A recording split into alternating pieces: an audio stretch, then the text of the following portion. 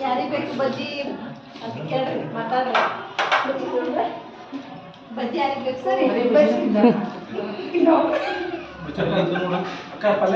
ಚಪಾತಿ ಪಲ್ಯ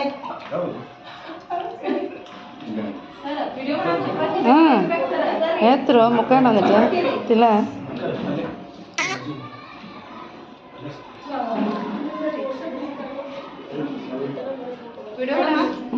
ದಾಲ್ ಬೇಕಂತ ನೋಡ್ರಿ ಸರ್ಗೆ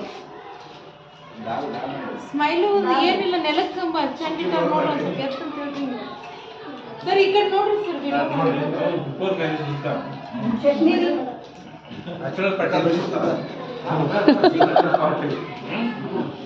ಪಟ್ಟಿ ಅಂತ ಕೊಡ್ತಾರಲ್ಲ ಹಂಗ ನಮ್ಮ ಮನೆಯವ್ರ ಬಾಡಿಗೆದಾರ ಪಟ್ಟಿ ಹೋಗ್ಬಿಡ್ತೀನಿ ಬಾಡಿಗೆ ಜೀವನ ಮುಗಿತು ನಮ್ದು